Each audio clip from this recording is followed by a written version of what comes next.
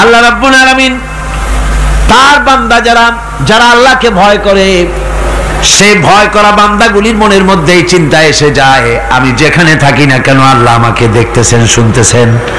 রাতে হোক দিনে হোক যেখানে আছি আল্লাহ আমারে দেখতেছেন।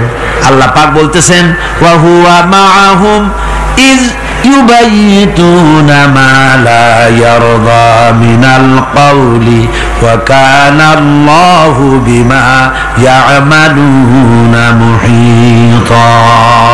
আল্লাহ পাক বলেন, আমি তো আমার বান্দার নিকটে তখনও থাকি যখন সে গোপনে গোপনে রাতের বেলায় আমার মর্জির খেলাফ পরামর্শ করে। আমার মর্জির খেলাফ পরামর্শ করতেছে রাত্রে, আমি তো তখনও কাছে থাকি, ওটা আমি শুনি। ঈমান যদি আসে তাহলে এই সব কাজ থেকে সে বিরত থাকে। সে যদি কম হয় সেখানেও আল্লাহ, বেশিও যদি হয় সেখানেও আল্লাহ। এমন কোন জায়গা আছে নাকি চিটাগংয়ে যেখানে আপনি একটা আকাম করবেন আর আল্লাহ টের পাবে না?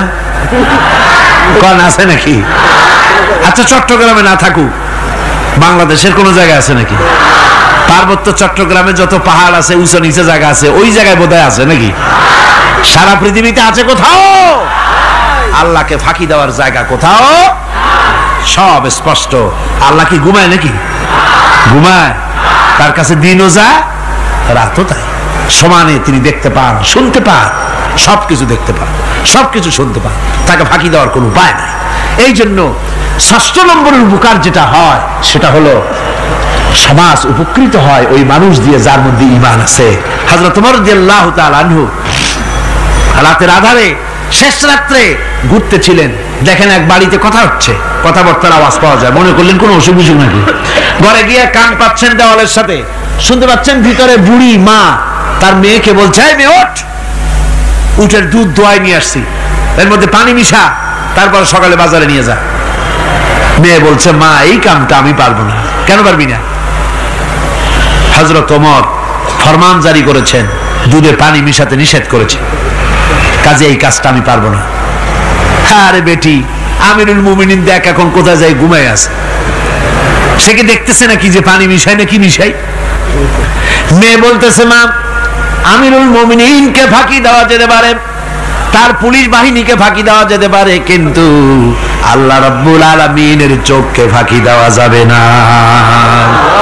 হযরত ওমর এই কথা শুনে বাড়ি চলে গেলেন আর নিজের ছেলেকে ডেকে বললেন, ছেলে আমার, অমুক জায়গায় একটা বাড়ি আছে, সেখানে একটা যুবতী মেয়ে আছে, ওই মেয়েটার বিয়ে হয়েছে কিনা শোনো, যদি বিবাহ না হয়ে থাকে তুমি তোমার নিজের বিয়ের প্রস্তাব দাও। আমিরুল মুমিনিন এই মেয়েটা সুন্দরী কেমন, স্বাস্থ্য কেমন কিছুই দেখলেন না, দেখলেন তাকওয়া। কি দেখলেন? আল্লাহর ভয়। আল্লাহর ভয় যখন একটা জাতির মধ্যে আসে, পুলিশ লাগে না, পুলিশের কাজ কমে যায়। পুলিশ তো পাহারা দিতে দিতে অস্থির হয়ে যায়, সারা রাত দিন সমানে কষ্ট করতে হয় তাদের। অধ্যাপক মুফিজুর রহমান সাহেব কালকে যে কথাটা বলছিলেন, আসামি পুলিশেরা কত কষ্ট করে জানবাজি করে আসামি ধরে, আর টেলিফোন আসে, হ্যালো কে, চিটাগংয়ের এসপি নাকি? বলে, হ্যাঁ। কারে ধরছো? ধরছি তো বল্টু মিয়ারে। ছাড়ো মিয়া, বল্টু আমার দলের লোকটা তুমি ঠিক পাও নাই, তোমার নাক টাইট দিয়ে দেবে। বল্টুরিও ছাড়ো আর তার বন্দুকও ছাড়ো, ঠিক কিনা? আমার ভাইয়েরা, সুতরাং ঈমান যদি এসে যায় জাতির মধ্যে, পুলিশের দরকার হবে না, পুলিশ দরকার হবে কিন্তু তাদের ডিউটি কমে যাবে। আসামিরা আর অন্যায় কাজ কম করবে। রাসূলুল্লাহ যখন প্রেসিডেন্ট হয়েছিলেন, একজন মহিলা জিনা করেছিল, হাদিস শরীফে এসেছে ওই মেয়ে লোকটাকে জিনা করতে কেউ দেখে নাই, জিনা করার পর তার মধ্যে অনুভূতি জাগলো, এমন পাপ করেছি, এখন তো আমার জাহান্নাম ছাড়া উপায় নাই। মেয়ে লোকটি রাসূলুল্লাহর কাছে এসে গেলেন, এসে বললেন, হুজুর আমি তো জিনা করেছি, আমারে শাস্তি দেন। হুজুর মুখ ডান দিকে ফিরালেন, মেয়ে লোকটা ডান দিকে এলো, বললো জিনা করেছি, শাস্তি দেন। হুজুর বাম দিকে ফিরলেন, মেয়ে লোকটা বাম দিকে এসে বললো জিনা করেছি, শাস্তি দেন। মেয়ে লোকটা কিন্তু জানে জেনার শাস্তি সহজ ব্যাপার নাই, পাথর মেরে উড়িয়ে দেওয়া। মৃত্যুদণ্ড জানা আছে তার। এরপরে মেয়ে লোকটা চিন্তা করেছে দুনিয়ায় পাথর খেয়ে মরবো, কিন্তু তবুও জাহান্নামের কঠিন আগুন সহ্য করতে পারবো না। রাসূলুল্লাহ বললেন, ও মেয়ে লোক, তুমি কি জিনা কর্তৃক গর্ভবতী হয়েছো নাকি? মেয়ে লোকটা বলল, হুজুর আমি গর্ভবতী হয়েছি। হুজুর বললেন, তুমি অপরাধ করেছো, তোমার গর্ভস্থিত সন্তান তো কোনো অপরাধ করে নাই, সুতরাং শাস্তি এখন দেওয়া যাবে না, ডেলিভারি হোক তারপরে শাস্তি দেব। মেয়ে লোকটা চলে গেলেন।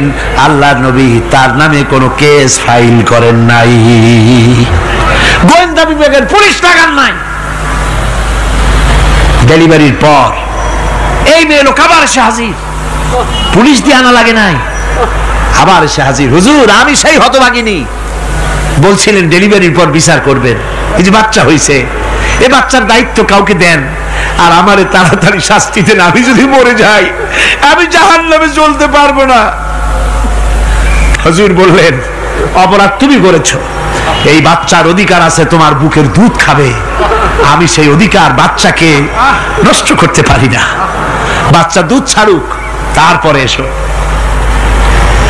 2 বছর যেতে না যেতে ওই মেয়ে লোকটি বাচ্চারে করে করে নিয়ে এসেছে, পুলিশ লাগে নাই, গোয়েন্দা বিভাগের কাউকে পাঠানো লাগে নাই, মেয়ে লোকটি বাচ্চা কোলে করে নিয়ে এসে হাজির। হুজুর আমারে চিনছেন নাকি? আমি তো সেই হতভাগিনী, জেনা করছিলাম, বিচার চাইছিলাম, ডেলিভারি পরে হবে বলছিলেন, দুধ ছেড়ে দিলে পরে হবে বলেছিলেন, আমার ছেলে এখন দুধ ছেড়ে দিয়েছে, আমি তারে রুটি খাওয়া শিখাইছি, দুধ ছাড়া এখন সে বাঁচবে, আমি তার হাতে রুটি দিয়ে আনছি, দেখেন ও রুটি খেতে পারে, আর দেরি করবেন না, আমার বিচার করে দেন। রাসূলুল্লাহ ছেলেটার দায়িত্ব কাউকে দিয়ে দিলেন, আর বললেন এই মহিলাটিকে নিয়ে যাও, বুক পর্যন্ত মাটির মধ্যে গেড়ে দিয়ে তারপরে রজম করো। মেয়ে লোকটিকে বুক পর্যন্ত গেড়ে দেওয়া হলো, চতুর্দিক থেকে পাথর মারা হচ্ছিল, পাথরে বেগে শরীরে রক্ত ছিটে এক সাহাবীর গায়ে লাগলো, সাহাবী তারে গালি দিয়েছিলেন।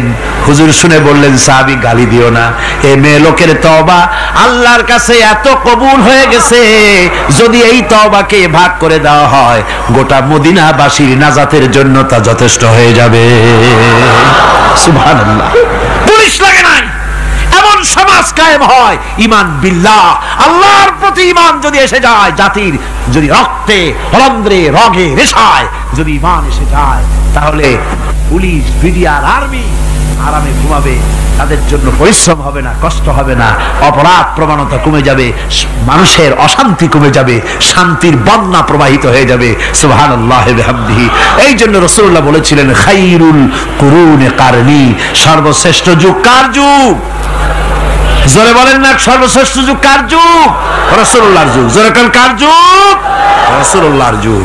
এই জন্য আমি আপনাদের খেদমত আরজ করতে চাই, ইসলাম এ ধরনের সীমারেখা ঠিক করে দিয়েছে, তিলকা হুদুদুল্লাহ ফালা তাতাদুহা, এ হলো আল্লাহর সীমারেখা, এই সীমারেখাকে ভঙ্গ করো না, লঙ্ঘন করো না, আল্লাহর উপরে ঈমান পরিপূর্ণরূপে আনো এবং এই ঈমানের উপরে ভিত্তি করে নিজেদের জীবনকে পরিচালিত করো। এই ঈমান যদি জাতির ভিতরে এসে যায়, তাহলে বৈষয়িক জীবনে, দুনিয়ার জীবনে সত্যিকারের যদি শান্তি পেতে চাই, আল্লাহর উপরে ঈমান আনতে হবে। ইহকাল পরকালে যদি নাজাত পেতে চাই, আল্লাহর উপরে ঈমান আনতে হবে। আর আমরা আমাদের চিন্তা ভাবনায়, ওঠায় বসায়, চলায় ফেরায়, সর্বত্র আল্লাহর উপরে পরিপূর্ণ মাত্রায় ঈমানটা যদি এসে যায়, তাহলেই শান্তি, তাহলেই মুক্তি, গোটা সমাজ শান্তি পাবে, আমরা দুনিয়ায় আরাম পাবো, কিয়ামতে জাহান্নাম থেকে মুক্তি পাবো। জোরে কোন আমিন, আরো জোরে কোন আমিন।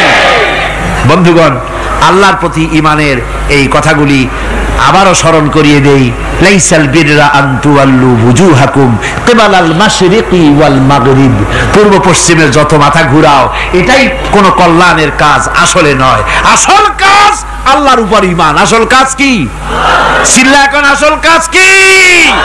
আল্লাহর প্রতি ঈমান। সেই ঈমানের কথা এই 3 দিন ধরে বললাম, আর বাকি আছে কয়দিন?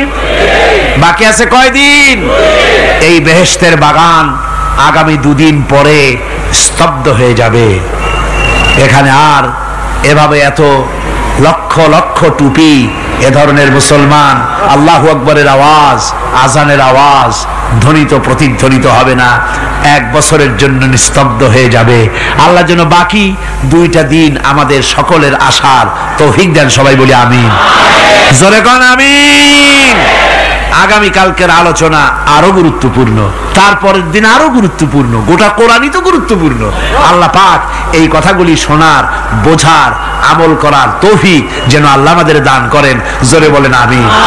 আরো জোরে বলেন আর-রহমান আল্লামাল কুরআন খালাকাল ইনসান আল্লামাহুল বায়ান।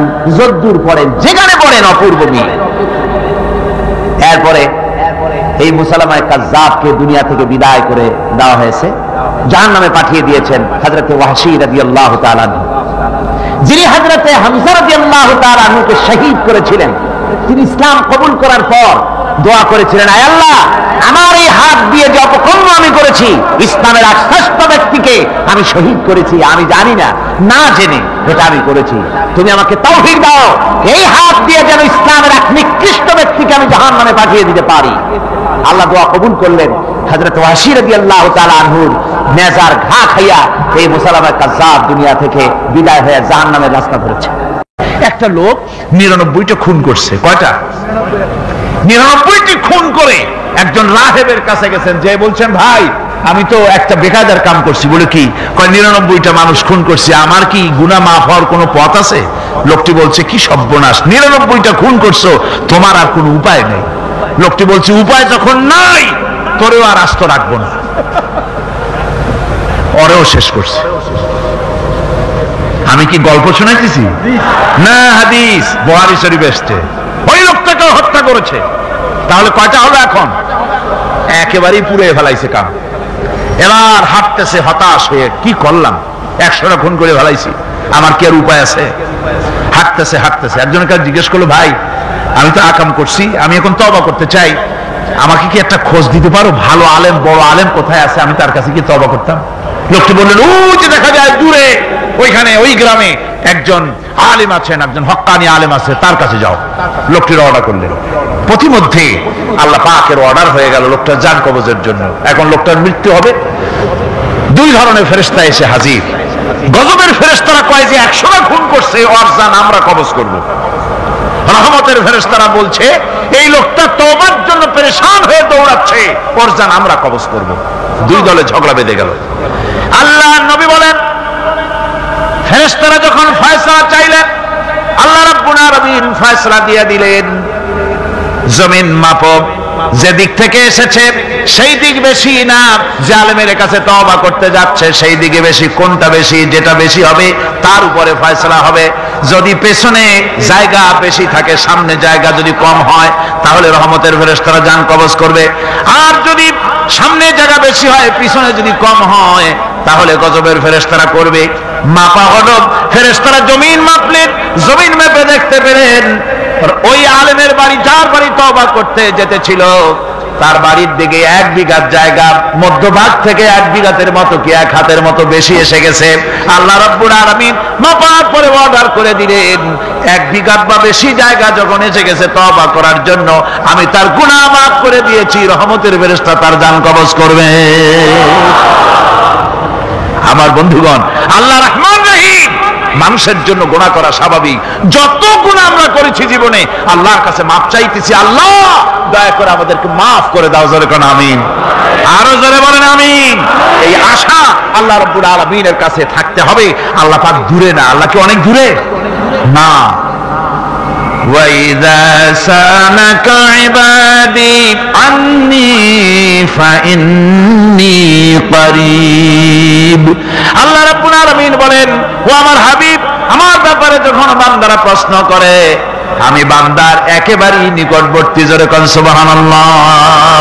আমি বান্দার একবারেই নিকটবর্তী। কত নিকটে? আল্লাহ রাব্বুল আলামিন কোরআনে বলেছেন কত নিকটে, শোনো। وَنَحْنُ أَقْرَبُ إِلَيْهِ مِنْ حَبْلِ الْوَرِيدِ। আমি আমার বান্দার শাহরগ, যে রগের উপরে তার মাথাটা খাড়া, এই রগের চাইতে আমি বান্দার বেশি নিকটবর্তী। জোরে চিল্লায় কোন সুবহানাল্লাহ। আল্লাহরে ডাকলে আল্লাহ শুনবেন না? শুনবেন না? শুনবেন কিনা? সুতরাং ডাকতে হলে কারে ডাকবো? আল্লাহরে ডাকবো। চাইতে হলে কার কাছে চাইবো? সাহায্য চাইতে হলে কার কাছে চাইবো? আর গুনাহ মাফ করতে পারেন কেবলমাত্র কে? আল্লাহ পাক। তার কাছেই গুনাহ মাফ চাইতে হবে। গুনাহগার যত গুনাহ করেছে সে যদি তওবা করে, ওই সব গুনাহ যদি না করে, তার সাইয়্যাত গুলি আল্লাহ পাক হাসানাত দিয়ে বদলাই দিবেন। মানুষেরা চুরি করে, ডাকাতি করে, জেনা ব্যভিচার করে, যা কিছুই করে থানায় ধরা পড়ে। থানায় ধরা পড়লে তারপরে তার বিরুদ্ধে চার্জশিট হলো, এরপরে তার জেল হলো, ছাড়া পেল, আবার অন্যায় করলো, আবার ধরা পড়লো, যতবার জেল হলো ততবার ছাড়া পেল, কিন্তু থানায় দাগী আসামিদের খাতায়, চোরের খাতায়, ডাকাতের খাতায় নামটা তার মোছা হয় না, থানায় নামটা থেকেই যায়। কিন্তু আল্লাহ রাব্বুল আলামিন এমন এক বিচারক, এমন রহমান, এমন রহিম। মানুষ যদি গুনাহ করে, যত বড় গুনাহ করুক, এই গুনার পরে সে যদি অনুশোচনা করে, তওবা পড়ে, গুনাহ থেকে যদি ফিরে থাকে, আর যদি সেই গুনাহ না করে, আল্লাহ পাক বলেন শুধু মাফ করি না, গুনার খাতায় যে নামটা ছিল নামটাও আমি আল্লাহ মুছে ফেলে দেই। এই হচ্ছে রহমান, এই হচ্ছে রহিম, এই হচ্ছে তার অফুরন্ত দয়া, যে দয়ার কোনো শেষ নাই। এক্ষেত্রে আল্লাহ রাব্বুল আলামিন তার দয়া ও ক্ষমার বিশাল ব্যক্তির কথা উল্লেখ করেছেন, যার কোনো সীমা নাই। কোরআনে কারীম বলছে, قل يا عبادي الذين أسرفوا على أنفسهم لا تقنطوا من رحمة الله। হে আমার ওই সব বান্দাগণ যারা নাকি পাপাচার করে অশ্লীলতার মধ্যে নিমজ্জিত হয়ে নিজেদের জীবনকে নষ্ট করেছে, তোমার অনাচার যত কঠিন হোক, যত বেশি হোক, আমার রহমত থেকে নিরাশ হও না। সুবহানাল্লাহ। আমার রহমত থেকে নিরাশ হও না, যত বড় পাপ করে থাকো, আমার রহমত থেকে নিরাশ হও না। ইন্নাল্লাহা ইয়াগফিরুয যুনুবা জামিআ ইন্নাহু হুয়াল গফুরুর রহিম। যদি তওবার মতো তওবা করতে পারো, যদি চোখের পানি দিয়া আল্লাহ পাককে রাজি করাইতে পারো, আল্লাহ পাক বলেন বান্দা যদি তওবা করে, খাঁটি যদি তওবা করে, জীবনে ওই সব গুনাহ যদি আর না করে, আল্লাহ পাক বলেন জিন্দেগীর সকল গুনাহ আমি রব্বুল আলামিন মাফ করে দেব। তিনি গফুর, তিনি রহিম, ক্ষমাশীল এবং দয়াবান। এত দয়া, যে দয়ার কোনো শেষ নাই। আল্লাহ পাকের দয়াকে, তার রহমতকে, তার করুণাকে তিনি 100 ভাগ করেছেন। এই 100 ভাগের 1 ভাগ গোটা পৃথিবীতে তিনি ছড়িয়ে দিয়েছেন। আর 99টা ভাগ কার কাছে? এবার চিন্তা করুন, 100 ভাগের 1 ভাগ দুনিয়ায় ছড়িয়ে দেওয়ার পর তার থেকে আমরা যতটুকু ভাগে পেয়েছি, এর মহব্বত, স্ত্রীর প্রতি মহব্বত, মেয়ের প্রতি মহব্বত, ছেলের প্রতি মহব্বত, মায়ের প্রতি মহব্বত, পিতার প্রতি মহব্বত, বন্ধুর জন্য মহব্বতে আমরা জানও দিয়ে দিতে পারি, এমন আমাদের ভালোবাসা, এমন আমাদের মহব্বত। কথা ঠিক কিনা? 1টা ভাগ সারা পৃথিবীতে ছড়িয়ে দেওয়ার পর যেটুকুনো পেলাম, সেই ভালোবাসার তীব্রতা যদি এত বেশি হয়, আকর্ষণ যদি এত বেশি হয়, তাহলে এই 99টা মহব্বত, দয়া, রহমানিয়াতের, দয়ার, রাহিমিয়াতের যে গুণগুলি আল্লাহ পাক নিজের কাছে রেখেছেন, সেই মাবুদের দয়া তার বান্দার প্রতি কত বেশি! কি বিরাট মহব্বত! রাসূল করিম সাল্লাল্লাহু আলাইহি ওয়াসাল্লাম বলেছেন, সাহাবীরা, একটি লোক উটের পৃষ্ঠে চড়ে কোথাও যাচ্ছিল, প্রতিমধ্যে বিশ্রাম করল। বিশ্রাম থেকে উঠে দেখে তার উট নাই, সে উটের পৃষ্ঠে তার খাদ্য ছিল, পানীয় ছিল, সব ছিল। এই লোকটা কেমন পেরেশান হয়? সাহাবীরা বললেন, হুজুর, এই তো মারাত্মক পেরেশানি। উটের মরুভূমির জাহাজ, উট হারায় গেছে, তার খাদ্য হারাইছে, পানি গেছে, সব শেষে তো মরসার পথ নাই। দারুণ উৎকণ্ঠিত হবে লোকটা। হুজুর বলেন, এই লোকটি পেরেশান হয়ে আস, এমন সময় দেখতে পেল তার সেই উট তার খাদ্য আর পানীয় নিয়ে তার কাছে ফিরে এসেছে। বলো কেমন খুশি হয়? সাহাবীরা বলেন, হুজুর, এর থেকে এই লোকটির খুশির আর কিছু থাকতে পারে না। নবীজি বলেন, আমার সাহাবীরা শোনো, আল্লাহর কোন বান্দা যখন নাফরমান হয়ে যায়, আল্লাহ থেকে দূরে সরে যায়, আল্লাহ থেকে যখন এরাজ করে যায়, উঠারা ব্যক্তি উঠ পাওয়ার জন্য যেমন অবস্থা হয়ে যায়, আল্লাহ পাক তার বান্দার জন্য তেমন বোধ করেন। উঠারা ব্যক্তি উঠ পেলে পরে যেমন আনন্দিত হয়ে যায়, কোন নাফরমান বান্দা যদি সেজদায় পড়ে কাঁদে আর বলে, আল্লাহ গুনাহ করেছি, আমারে মাফ করে দাও, উঠারা ব্যক্তি উঠ পায়া যত খুশি হয়, এর থেকে লক্ষ কোটি কেন বেশি আল্লাহ রাব্বুল আলামিন তার বান্দার প্রতি খুশি হয়ে যান। আল্লাহ রহমান রহিম, কি দয়া, এত বড় দয়া তার। সেই দয়ার কারণে তার প্রতি আমাদেরকে আকৃষ্ট হতে হবে। মাফ চাইলে আল্লাহ পাক মাফ করবে। ওয়াকাল রাব্বুকুম উদউনি আস্তাজিব লাকুম, তোমাদের রব তোমাকে বলছে, তোমাদের রব কে? আমাদের রব। সকলে বলেন, কে আমাদের রব? সে আল্লাহ আমাদেরকে বলছেন, তোমাদের রব বলছেন আমাকে ডাকো, আমি ডাকে সাড়া দেব। সুবহানাল্লাহ। এরকম একটা অনুভূতি আমার নিজের হয়েছিল, আমার নিজের একটা অনুভূতি। কাবা শরীফের ভিতরে যখন আল্লাহ পাক আমাকে প্রবেশের সুযোগ দিয়েছিলেন, কাবা শরীফের মধ্যে, তখন তো আর রসমে কাবা নাই। কাবার ভেতরে ঢুকলে তখন চতুর্দিক কিবলা, চতুর্দিকে ফিরে দুরাকাত না করে নামাজ পড়লাম। সেজদা দেওয়ার সুযোগ হলো, সেজদায় পড়ে এমন কান্না শুরু হলো, দম আটকে যাওয়ার মতো, শুধু কাঁপতেই থাকে। আধা ঘন্টা চলে গেল সেজদার ভেতরে। এরপরে আমার চিন্তা হলো, হুশ হলো যে আমি এতক্ষণ এখানে সেজদায় পড়ে আছি, আরো তো মেহমান এর মধ্যে ঢুকবে। কিছু রাষ্ট্রীয় মেহমান ছিল, দুনিয়ার বিভিন্ন দেশ থেকে তারা দাওয়াত দিয়েছিল। তো সেই মেহমানরা ঢুকতে পারবে না, এর মধ্যে 18-20 জনের বেশি লোক ধরে না। তা আমি অন্যের হক বোধহয় নষ্ট করছি, এই অনুভূতি না আসলে আমি কতক্ষণ সেজদায় পড়ে থাকতাম আল্লাহই জানে। আমি যখন সেজদা থেকে মাথা তুললাম, দরজার দিকে যখন তাকিয়েছি, ঠিক আমার চোখটা গিয়ে পড়লো দরজার সেই অংশে যেখানে লেখা আছে ওয়াকাল রাব্বুকুম উদউনি আস্তাজিব লাকুম। আমি আবার ফুফাই কাঁদলাম, আল্লাহ আমি আমার দায়িত্ব পালন করেছি, আমি তো আমার রবকে ডেকেছি। আল্লাহ তোমার গোলামের কথা তুমি শোনো, এটা আল্লাহর ওয়াদা। বান্দা কান আমার কাছে চোখের পানি ফেল।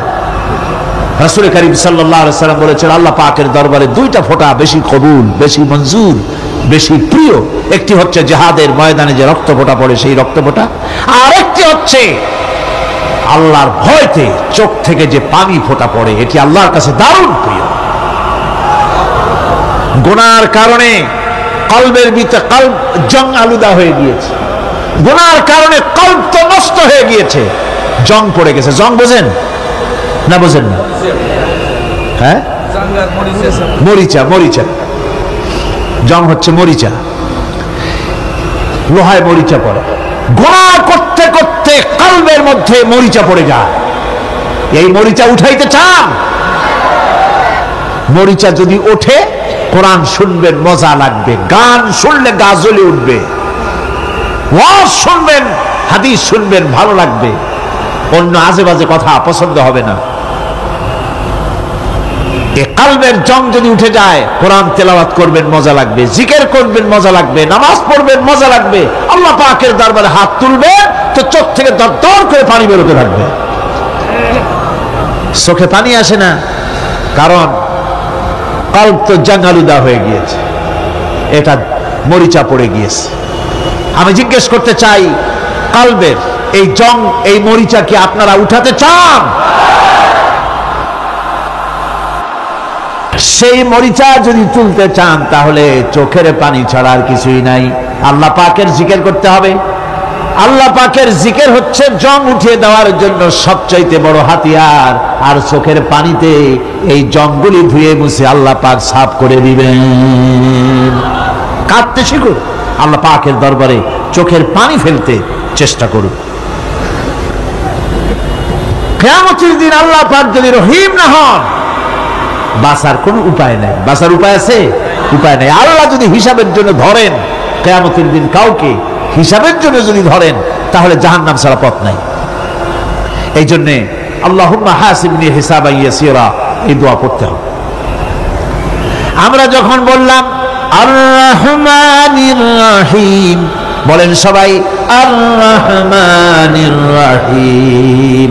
আবার প্রশ্ন হয়, বান্দা বুঝলাম আরো কোনো কোয়ালিটি, আরো কোনো বৈশিষ্ট্য তার আছে নাকি? আমরা বলি মালিকি ইয়াউমিদ্দিন, তিনি হচ্ছেন বিচার দিনের মালিক, শেষ বিচারের মালিক তিনি। একদিকে এটাকে ব্যালেন্স করা হয়েছে, একদিকে অফুরন্ত রহমত, যার কোনো কুল নাই, কিনারা নাই।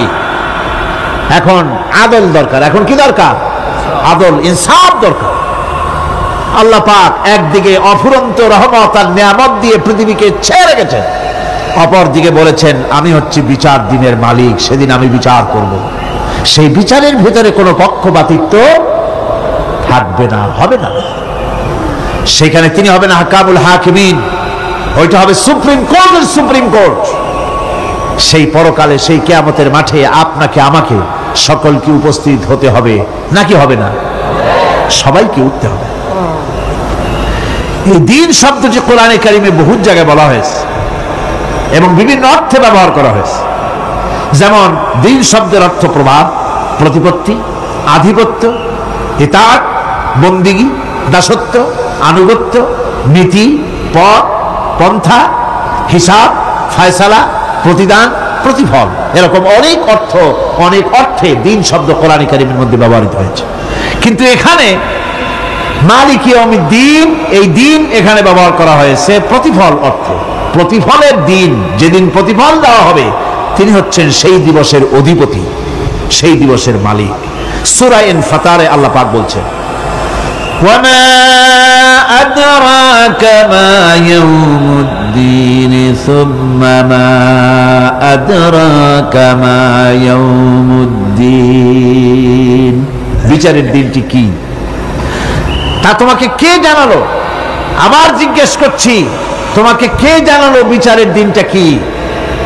আল্লাহ পাক জবাবে বলছেন বিচারের দিনটা হচ্ছে ইয়াউমা লা তামলিকু নাফসুন লিনাফসিন শাইআন ওয়াল আমরু ইয়াউমা ইযিন লিল্লাহ।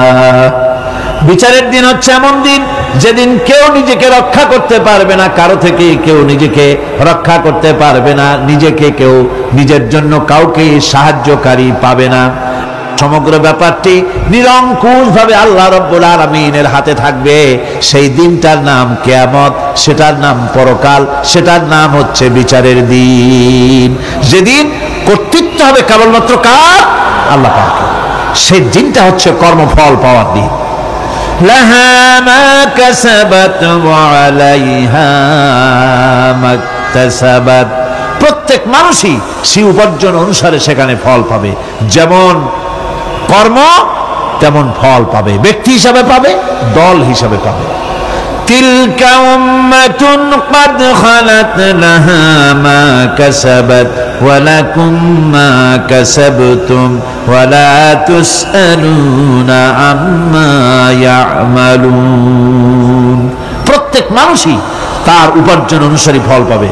যা সে পাবে তা নিজের উপার্জন ছাড়া আর কিছুই না, আর যে ফল পাবে সেটাও তার উপার্জন। সুতরাং কিয়ামতের দিন আল্লাহ মানুষের উপরে কোনো জুলুম করবেন না, অত্যাচার করবেন না। আল্লাহ পাক তো তার বান্দার জন্য জুলুমকারী নন, ঠিক কিনা? আল্লাহ পাক বলছেন মান আমিলা সালিহান ফালিনাফসিহি ওয়া মান আসাআ ফাআলাইহা ওয়া মা রাব্বুকা বিযাল্লামিন লিল আবিদ। যে ব্যক্তি পূর্ণ কাজ করলো সে নিজের কাজে নিজের স্বার্থেই তা করলো। আমরা যে নামাজ পড়ি এটা কি আল্লাহর স্বার্থ? কথা কন, আল্লাহর স্বার্থ?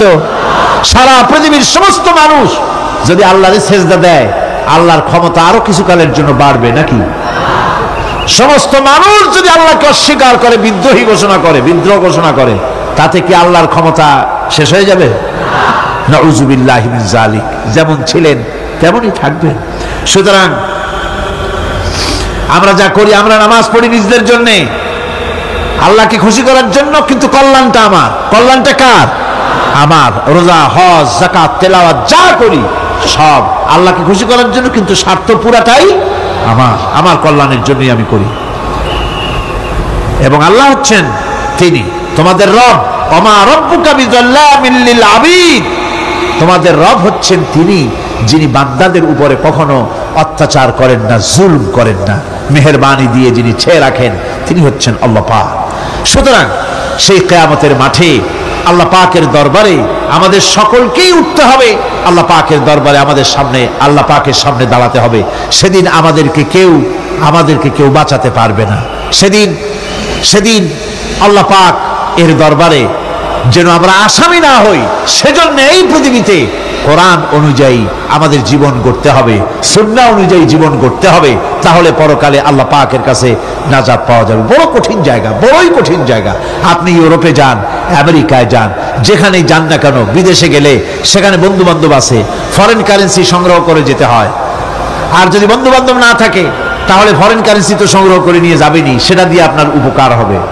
কিন্তু এমন একটা দেশে আমরা যাব, আমাদের সকলকে যেতে হবে, ওই দেশটার নাম কি? পরকাল। ওটার নাম কি?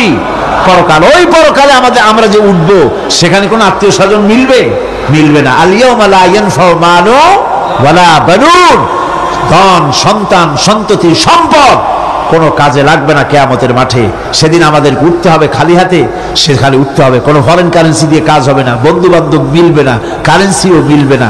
এমন একটা কঠিন জায়গা যেখানে মাথার উপরে হবে প্রচন্ড সূর্যের কিরণ, পায়ের তলে হবে তামার মতো জমিন, সমস্ত মাঠ জুড়ে শুধু মানুষ চিল্লাবে, কাঁপতে থাকবে, চিল্লাইতে থাকবে, উলঙ্গিনী হয়ে কিয়ামতের মাঠে মানুষ আল্লাহর দরবারে উঠবে। হযরত আয়েশা সিদ্দিকা রাদিয়াল্লাহু তাআলা আনহা বলেছেন, হে রাসূল, তাহলে কি মানুষের শরম করবে না? হুজুর বললেন, শরমের অনুমতি তো থাকবে না, মানুষ সব আকাশের দিকে, ঊর্ধ্বের দিকে তাকিয়ে থাকবে, ভয়তে অস্থির হয়ে যাবে, কেউ কারো দিকে তাকাবার সময় পাবে না। এমন একটা বিভীষিকাময়, এমন একটা বিরাট জায়গায়, কঠিন জায়গায় আমাদের সকলকে উঠতে হবে। যাওয়ার আগে আল্লাহ পাক স্মরণ করিয়ে দিচ্ছেন, সূরা ফাতিহা প্রত্যেক নামাজে আমাদের স্মরণ করিয়ে দেয়, তিনি শুধু রহমান রহিমই নন, তিনি মালিক ইয়াউমিদ্দিন। তিনি কিয়ামতের দিন মানুষের বিচার করবেন। সে বিচারের মধ্যে পক্ষপাতিত্ব থাকবে না, সে বিচারটা বড় কঠিন হবে। কারো পয়সা যদি মারেন, কারো হক যদি নষ্ট করেন, তাহলে প্রতিটা পয়সার জন্য 70 রাকাত কবুল নামাজের সওয়াব দিতে হবে কিয়ামতের মাঠে। বাঁচা যাবে না সেদিন, উপায় হবে না। আল্লাহ পাক যার প্রতি রহম করবেন, তিনি ছাড়া আর বাঁচার কোনো পথ থাকবে না। সেই জন্য ওই পরকালের মাঠে কিয়ামতের দিন আল্লাহ পাকের দরবারে আমরা যেন আল্লাহর খাঁটি বান্দা হয়ে উঠতে পারি, এই জীবন যাপনের তৌফিক আল্লাহ পাক যেন আমাদের দান করেন। আমরা সবাই বলি আমিন, সকলে বলেন আমিন। রব্বুল আলামিন তার বান্দাকে এত ভালোবাসেন, একজন সাহাবী কতগুলি পাখির বাচ্চা নিয়ে রাসূলের কাছে হাজির হয়েছেন। আল্লাহর নবী বলেন, এই পাখির বাচ্চাগুলি আনলা কেন? সাহাবী বলেন, হুজুর, এই পাখির বাসাটা ভেঙে গিয়েছিল, বাচ্চাগুলি যখন ধরলাম, ওর মা আমার মাথার উপরে ঠোকরাতে লাগলো, সে নিজের জীবনের মায়াকে উপেক্ষা করে বাচ্চাগুলিকে হেফাজত করার জন্য আমার উপরে ঝাঁপিয়ে পড়লো।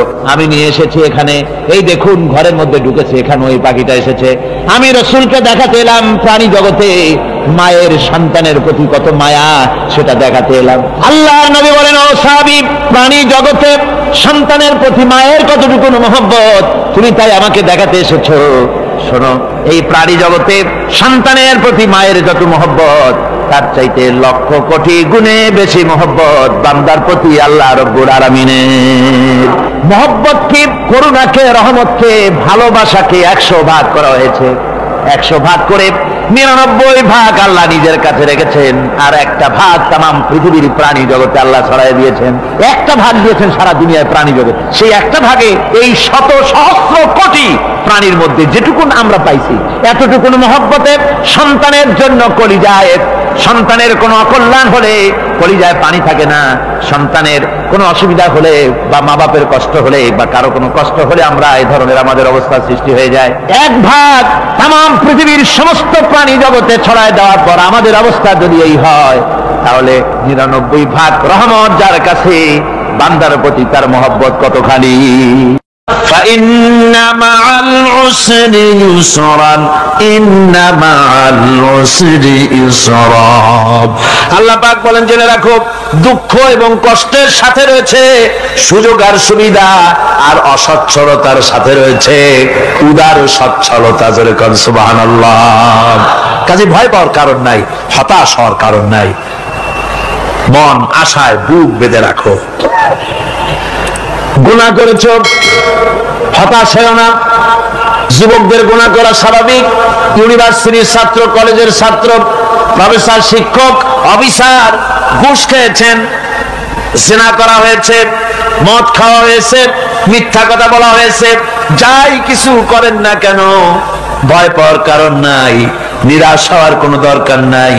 আল্লাহ পাক ডেকে বলেছেন, উলিয়া ইবাদিয়াল্লাযীনা আসরাফু আলা আনফুসিহিম লা তাকনাতু মির রাহমাতিল্লাহ। আরে আমার আল্লাহর মতো এত ভালো আর কেউ আছে? এত দরদ আর কারো আছে? আমার আল্লাহ বলেন, ও নবী আপনি শুনায় দেন, হে আল্লাহর বান্দারা, তোমরা যারা নিজেদের উপরে বাড়াবাড়ি করেছো, নিজেদের উপরে জুলুম করেছো, অত্যাচার করেছো, আমি আল্লাহর রহমত থেকে নিরাশ হয়ে যেও না। মানুষ যদি অপরাধ করে, বাপের সাথে অপরাধ করেছে, মায়ের সাথে অপরাধ করেছে, মা বাবা সন্তানের চাইতে এত বড় কল্যাণকামী তো আর কেউ নাই, কিন্তু মা বাবা কোনোদিন বলে না আয় আয় আমার ছেলে তোরে মাফ করে দেই, এরকম বলে নাকি? মন চায় ছেলে যদি মাফ চাইতো খুশি হয়ে মাফ করে দিতাম, কিন্তু কেন যে আসে না, ডাকে না যে আয় মাফ করে দেই। মা বাপ আপনাকে এত ভালোবাসে, সেই মা বাপও আপনাকে বলে না যে আয় মাফ করে দেই।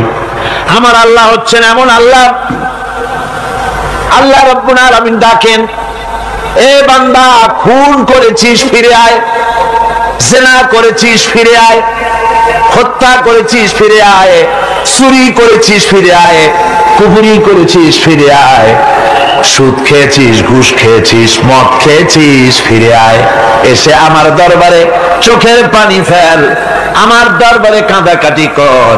ইন্নাল্লাহা ইয়াগফিরুয যুনুবা জামিআ ইন্নাহু হুয়াল গফুরুর রহিম। আমার দরবারে চোখের পানি ফেলে কান, আমি রব্বুল আলামিন জিন্দেগীর গুনাহ মাফ করে দেব। সুবহানাল্লাহ কর, সুবহানাল্লাহ কর। আমার কাছে কান, চোখের পানি ফেল। আল্লাহ রাব্বুল আলামিনের কাছে বান্দার দুইটা ফোঁটা বেশি প্রিয়। একটা হলো জিহাদের ময়দানে যে রক্ত ফোঁটা দেওয়া হয়, এটা আল্লাহর কাছে প্রিয়।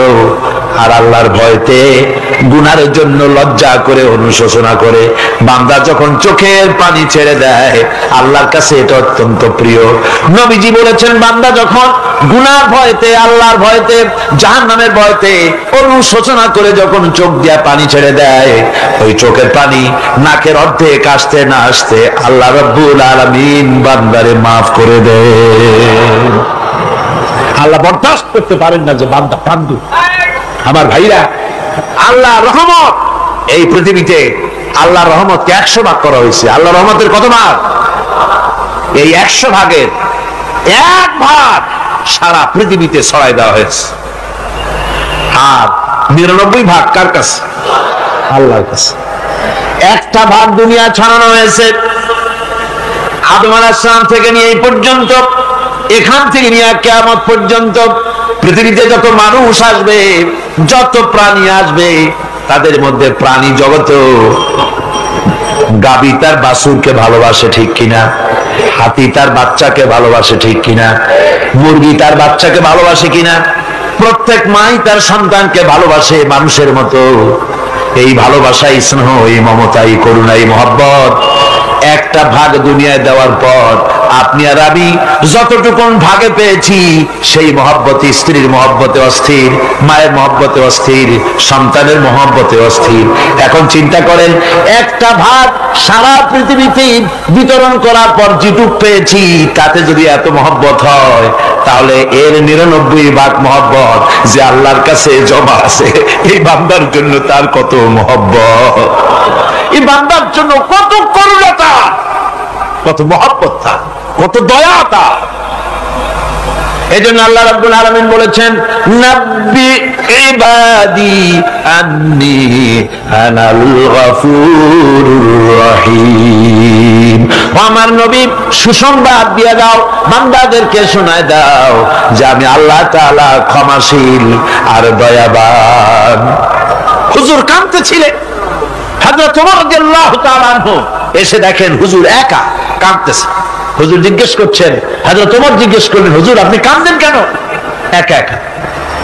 হযরত ওমর বলেন, আমি যখন প্রশ্ন করলাম নবীজি বললেন, আমার কাছে কিছু আগে জিবরাইল এসেছিলেন, জিবরাইল এসে আমাকে বললেন আল্লাহ পাক বলেছেন, হে আমার নবী, ইসলামের ভিতরে থেকে যে সমস্ত মানুষগুলো ইসলামের ভিতরে থেকে চুল আর দাড়ি পাকায় দিছে, কিয়ামতের দিন এই লোকগুলারে আমি শাস্তি দিতে আমার শরম হবে। হযরত ওমর বলেন, হুজুর উম্মতের জন্য কত বড় খুশ খবর এটা, আর আপনি কাঁদতেছেন। হুজুর বলেন, ওমর তুমি জানো না আমার কান্নার কারণ ভিন্ন। আমার কান্নার কারণ হলো যে আল্লাহ রাব্বুল আলামিন কিয়ামতের দিন দাড়ি চুল পাকা বান্দারে শাস্তি দিতে শরম করবেন, সেই দাড়ি চুল পাকা বান্দাগুলি আল্লাহর সাথে নাফরমানি করতে শরম করে না। আমি এই লজ্জায় কাঁদতেছি। ভাইরা, হুজুর আল্লাহ পাক বলেন, আমার নবী রাতের আধারে যখন একটা বুড়া আমার দরবারে হাত উঁচু করে, একটা বুড়া মানুষ রাতের আধারে যখন আমার দরবারে হাত উঁচু করে আর যখন বলতে থাকে, রব্বুল আলামিন আমার পেছনের জীবনটা বড় খারাপ করেছি, এমন কোন কাজ জীবনে করি নাই যা তোমার কাছে কিছু দাবি করতে পারি, সব রকমের নাফরমানি করেছি, আজ আমি বুড়া হয়ে গেছি, কামাই করতে পারি না, ছেলে আমাকে চোখে দেখতে পারে না, পুত্রবধূ আমাকে ঘরে জায়গা দেয় না, আমার স্ত্রী আমাকে দেখতে পারে না, রোজগার করতে পারি না, হাঁটতে পারি না, চলতে পারি না, সবার কাছে আমি তিতা হয়ে গেছি, আমি দাঁড়াতে পারি না, কোমরে ব্যথা পাই, হাঁটুতে ব্যথা পাই, চলতে পারি না, কানে শুনতে পাই না, চোখে দেখতে পারি না, আর তোমার কাছে কিছু চাইয়া নেব এমন ভালো কাজও করি নাই। এইভাবে যখন বান্দা কাঁদতে থাকে আমার দরবারে, ও আমার হাবিব আমার রহমতের দরিয়ায় জোশ মেরে যায়, আমার শরম হয় এই বুড়াটারে কেমনে খালি হাতে ফিরাইয়া দেই। সুবহানাল্লাহ, সুবহানাল্লাহ। আমার আল্লাহর এত দয়া, আমার আল্লাহর এত মায়া, এত মহব্বত। আমার আল্লাহ রাব্বুল আলামিন বলেন, وَإِذَا سَأَلَكَ عِبَادِي عَنِّي فَإِنِّي قَرِيبٌ। আমার হাবিব, আমার বান্দা আমার ব্যাপারে প্রশ্ন করে, আমি বান্দার একদম নিকটে। কোরআন শরীফের ভিতরে যত জায়গায় রাসূলকে বলা হয়েছে সুয়ালের কথা, আপনাকে প্রশ্ন করা হয়, আল্লাহ তার জবাব কুল এই কথা বলে জবাব দিয়েছেন। যত জায়গায় সুয়াল এসেছে, যেমন কোরআনে কারীমের মধ্যে আল্লাহ পাক বলেন, ওয়ায়াসআলুনাকা আনিল মাহিদ, মেয়েদের হায়েজ সম্পর্কে জিজ্ঞাসা করা হয়, কুল হিয়া আযা, হে নবী আপনি বলুন। এভাবে করে কুল দিয়ে জবাব দেওয়া হচ্ছে। আবার প্রশ্ন করা হচ্ছে, ওয়ায়াসআলুনাকা আনিল আনফাল, এই গনিমতের মাল সম্পর্কে হুজুর আপনাকে, হে নবী আপনাকে প্রশ্ন করা হয়। আল্লাহ কুল দিয়ে জবাব দিলেন, আল্লাহ বলেন আপনি বলেন। ওয়ায়াসআলুনাকা আনিল খামরি ওয়াল মাইসির, আল্লাহ পাক বলেন নবী আপনারে প্রশ্ন করা হয়, কুল ফীহিমা ইসমুন কাবীর, আল্লাহ কুল দিয়া বললেন তুমি বলো। আবার বলা হলো ওয়ায়াসআলুনাকা আনিল আহিল্লা, কুল হিয়া মাওয়াকিতু লিন্নাস। ও নবী, আপনাকে প্রশ্ন করা হয় চাঁদের ক্রমবর্ধমান এবং ক্রমহ্রাস, এই যে বাড়ে আর কমে, পূর্ণিমা হয় অমাবস্যা হয়, কেন হয়? আপনি বলুন কুল, আপনি বলেন এটা আমি অক্ত এবং সময়, বছর আর দিন গণনা করার জন্য পৃথিবীবাসীদের জন্য বিনা পয়সায় একটা ক্যালেন্ডার বানাইয়া আকাশে ঝুলাই রেখেছি। এভাবে যত জায়গায় এসেছে আপনাকে প্রশ্ন করা হয়, তত জায়গায় আল্লাহ জবাব দিয়েছেন কুল, আপনি বলেন। গোটা কোরআন শরীফের ভিতরে এই একটি মাত্র জায়গা যেখানে বলা হয়েছে আপনাকে প্রশ্ন করা হয়। আল্লাহ এখানে বলতে পারতেন কুল, আপনি বলেন, আল্লাহ তোমাদের নিকটবর্তী, এভাবে জবাব হয় না। এটা কায়দাটা হলো এই, আল্লাহ বলতেছেন ওয়াইজা সালাকা ইবাদি, ও আমার নবী, প্রশ্ন তো আমার বান্দারা আমার ব্যাপারে করেছে, এবার আপনার জবাবের কোনো দরকার নাই। প্রশ্ন আমার ব্যাপারে, আমি নিজে জবাব দিয়ে দেই, ফা ইন্নী কারীব। ও বান্দা, আমার ব্যাপারে প্রশ্ন করেছিস, জবাব আমি দেই, আমি তোর সবচাইতে বেশি নিকটে। সুবহানাল্লাহ, কত নিকটে? وَنَحْنُ أَقْرَبُ إِلَيْهِ مِنْ حَبْلِ الْوَرِيدِ। তোর যে রগ, এই শাহরগের চাইতেও আমি তোর বেশি কাছে। সুবহানাল্লাহ। আমারে ডাক, আমারে ডাক, কলিজা দিয়া ডাক, অন্তর দিয়ে ডাক। মনের থেকে মানুষ যদি ডাকে, মুখের ডাক আর মনের ডাক এক জিনিস নয়। দিল সে জুবাত নিকলতি হ্যায়, असर रखती है पर नहीं मगर ताकते परवाज रखती है।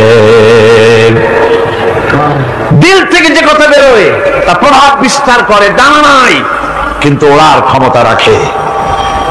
মনের কথাই ভিন্ন।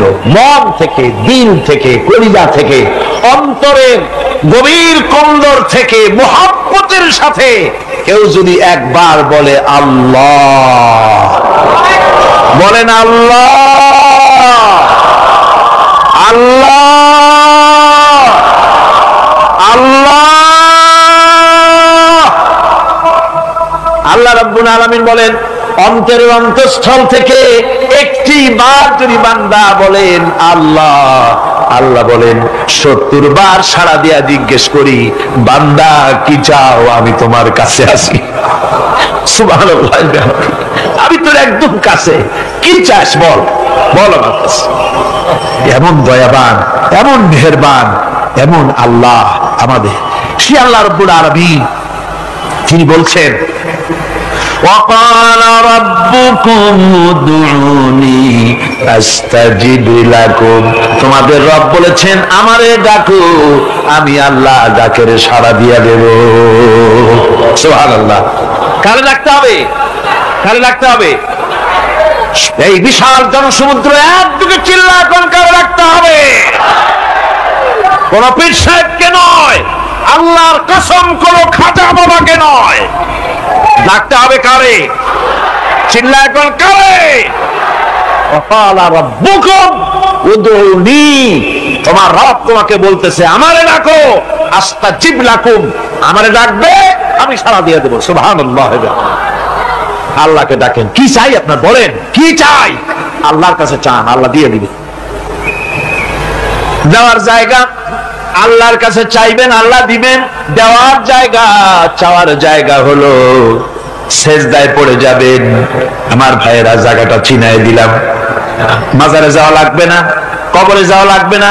2 রাকাত নামাজ পড়ে সেজদায় পড়ে গিয়া যত বিপদ আছে, মুসিবত আছে, সেজদার মধ্যে চোখের পানি ছেড়ে দেন আর কেন্দে কেন্দে জীবনের কথা বলেন। আল্লাহ রাব্বুল আলামিন আপনার আওয়াজ শুনবেন আর দোয়া কবুল করে নিবেন। কাঁদতে হবে আল্লাহর কাছে। কার কাছে? আল্লাহর কাছে। আর এরপরে সে যদি আমি আল্লাহর কাছে ক্ষমা চাই,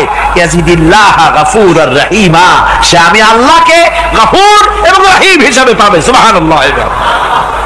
আল্লাহকে গফুর এবং রহিম হিসাবে পাওয়া যাবে। সব আল্লাহকে বলতে হবে, গুনাহ মাফ চাইতে হবে। এই জন্য হুজুর সাল্লাল্লাহু আলাইহি ওয়াসাল্লাম দৈনিক 100 বার তওবা করতেন। কোন হাদিসে আছে 70 বার, কোন হাদিসে আছে 100 বার তওবা করতেন। নামাজের পরে তো প্রত্যেক নামাজই পড়তেন হুজুর, সালাম ফিরাতেন আর সাথে সাথে বলতেন আল্লাহু আকবার, আস্তাগফিরুল্লাহ, আস্তাগফিরুল্লাহ, আস্তাগফিরুল্লাহ। মনে থাকবে আপনাদের? মনে থাকবে? সালাম ফিরাইয়া কি বলবেন? না, সালাম ফিরাবার সাথে সাথে বলবেন আল্লাহু আকবার, তারপরে পড়বেন আস্তাগফিরুল্লাহ, আস্তাগফিরুল্লাহ, আস্তাগফিরুল্লাহ। তওবা করবেন, আল্লাহর কাছে সবসময় গুনাহ মাফ চাইতে থাকবেন, বিনীত থাকবেন। আল্লাহকে পাওয়া যাবে, তাকে রহিম হিসেবে পাওয়া যাবে। সুতরাং ঈমান বিল্লাহ, আল্লাহর প্রতি ঈমান আনলে পরে চতুর্থ নম্বরের যে উপকারটা হবে সেটা হলো হতাশায় ভুগবে না, নিরাশায় ভুগবে না, আশায় বুক বেঁধে উঠবে, ঈমান মজবুত হবে, আল্লাহর কাছে মানুষ বিনয়ী হয়ে যাবে। وأنفقوا مما رزقناكم من قبل أن يأتي أحدكم الموت। আমার রাস্তায় খরচ করো মৃত্যু আসার আগে।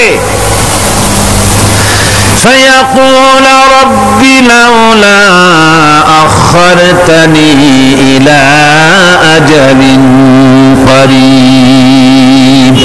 যদি মরার আগে না দাও, মৃত্যুর সময়, মৃত্যু যখন এসে গেল সেই সময় যদি বলো, অনুশোচনা যদি করো, আরে যদি আমি সময় পাইতাম, একটুখানি যদি সময় দিতে আল্লাহ, একটু সময় আমারে যদি দাও, ফাসাদ্দাকা ওয়া আকুম মিনাস সালিহিন, দান সদকা করবো, সব আল্লাহর রাস্তায় দিয়ে দেবো আর আমি সালেহ বান্দাদের মধ্যে শামিল হয়ে যাবো। আল্লাহ একটু সময় আমারে দাও। আল্লাহ পাক বলছেন ওয়ালা ইউআখিরাল্লাহু নাফসান ইযা জাআ আজালুহা আল্লাহু খাবীরুম বিমা তা'মালুন। মৃত্যু নির্ধারিত সময় আসলে 1 সেকেন্ড আগে পাশে করা হবে না। সুতরাং মৃত্যুর আগে খরচ করো। আল্লাহ রাব্বুল আলামিন কোরআন শরীফের ভিতরে বলেছেন লাশ-শামসু ইয়ামবাগি লাহা আন তুদরিকাল কামারা ওয়ালাল লাইলু সাবিকুন নাহার ওয়া কুল্লুন ফি ফালাকি ইয়াসবাহুন। প্রভাবজ্ঞানী হইবে যারা, আপন মনেতে বুঝিবে তারা, রাত্রি পারে না আগে যাইবার, দিনের স্থান করি অধিকার। চন্দ্র বাঁধে না সূর্যের গায়েতে, সূর্য পারে না চন্দ্রকে ধরিতে, যার যে স্থান বহাল রাখিয়া ভ্রমণ করিছে খোদাকে ধরিয়া। একটি নির্ধারিত সময় সীমা পর্যন্ত আপন আপন কক্ষপথে সব দৌড়াদৌড়ি করবে, কারো সাথে অ্যাক্সিডেন্ট হবে না কারো। ওয়াকুল্লুন ফি ফালাকি ইয়াসবাহুন, যা আছে মহাশূন্যে সব ঘুরতেছে। কে বলে? বলেন সবাই, কে বলছে? বলছেন আম্মা হাসিবতুম আন তাদখুলুল জান্নাতা ওয়া লাম্মা ইয়া'লামিল্লাহুল্লাযীনা জাহাদু মিনকুম ওয়া ইয়া'লামাস সাবিরিন। তোমরা কি মনে করেছো এমনি বেহেশতে চলে যাবা? এটা কি মামু বাড়ির আবদার নাকি? এমনি বেহেশতে চলে যাবা? অথচ আল্লাহ রাব্বুল আলামিন এখনো দেখেন নেননি যে তোমাদের মধ্যে কারা জিহাদ করতে প্রস্তুত, কারা তোমাদের মধ্যে জিহাদ করে জান দেওয়ার জন্য প্রস্তুত, আর কারা ধৈর্যধারী, এটা তো আল্লাহ এখনো দেখে নেন নাই। সুতরাং হক এবং বাতিলের সংগ্রামে লিপ্ত হতে হবে। আল্লাহ দেখতে চান কারা জীবন দিতে চায়। সুতরাং ইসলামী আন্দোলনে যারা শরীক হবে তাদের বিপদ এবং মুসিবত দিয়ে আল্লাহ রাব্বুল আলামিন তাদের সাহসিকতা এবং ধৈর্যের পরীক্ষা নেবেন। কোরআনে কারীম বলছে وَلَنَبْلُوَنَّكُمْ حَتَّى نَعْلَمَ الْمُجَاهِدِينَ مِنكُمْ وَالصَّابِرِينَ وَنَبْلُوَ أَخْبَارَكُمْ। অবশ্যই আমি তোমাদেরকে পরীক্ষার সম্মুখীন করব, আর তোমাদের মধ্যে সত্যিকার মুজাহিদ, দৃঢ়তা অবলম্বনকারী কারা আমি তা দেখব। এটা যেন আমি দেখে নিতে পারি, সেই জন্য আমি বিপদ এবং মুসিবতের মধ্যে তোমাদের ফেলবো। ধৈর্যধারীদের উপরে আমার রহমত অবশ্যই থাকবে। সবর এমন এক সম্পদ যা ধারণ করলে পরে আল্লাহ রাব্বুল আলামিন রাষ্ট্রীয় ক্ষমতা দান করে দেন। সুবহানাল্লাহ, জোরে বলুন সুবহানাল্লাহ। ধৈর্য ধারণ করলে আল্লাহ রাষ্ট্রের মতো বিরাট নিয়ামত আল্লাহ হাতে তুলে দিবেন। তার প্রমাণ কোরআন শরীফ আল্লাহ বলছেন, বনি ইসরাঈলরা মিশর থেকে যখন বহিষ্কার হয়ে গেল, তাদের যখন পা রাখার কোনো জায়গা থাকলো না, বনি ইসরাঈলরা মিশর থেকে যখন বহিষ্কার হয়ে গেল, এরপরে আল্লাহ পাক তারা যখন ধৈর্য অবলম্বন করলো, আল্লাহ পাক তাদের ব্যাপারে বলছেন, ওয়া আওরাসনাল কওমাল্লাযীনা কানু ইসতাদআফুনা মাশারিকাল আরদি ওয়া মাগারিবাহা আল্লাতী বারাকনা ফিহা। আর তাদের স্থলে আমি নির্যাতিত লোকদেরকে প্রতিষ্ঠিত করলাম। পশ্চিম এবং উত্তরের তাদেরকে আমি পশ্চিম এবং পশ্চিম এবং পূর্বের উত্তরাধিকারী তাদেরকে বানায় দিলাম। বিরাট এলাকা তাদের হাতে আমি তুলে দিলাম। ওয়াতাম্মাত কালিমাতু রাব্বিকাল হুসনা আলা বানি ইসরাঈলা বিমা সাবারু। আর এভাবে করে আল্লাহ পাক তার কথাকে পূর্ণ করলেন বনি ইসরাঈলদের উপরে সবর ইখতিয়ার করার জন্য। ধৈর্য ধরার কারণে আল্লাহ পাক রাষ্ট্রের মালিক তাদের বানায় দিলেন। যেরকম সুবহানাল্লাহ। সবর যদি করা হয়, কেউ যুদ্ধ যদি বাদে যদি জাহাজ শুরু হয়ে যায়, আল্লাহ পাক বলেছেন ফেরেশতা দিয়ে সাহায্য করবে। যদি সবর থাকে, তোমাদের সবর থাকলে আল্লাহ কি দিয়ে সাহায্য করবেন? ফেরেশতা।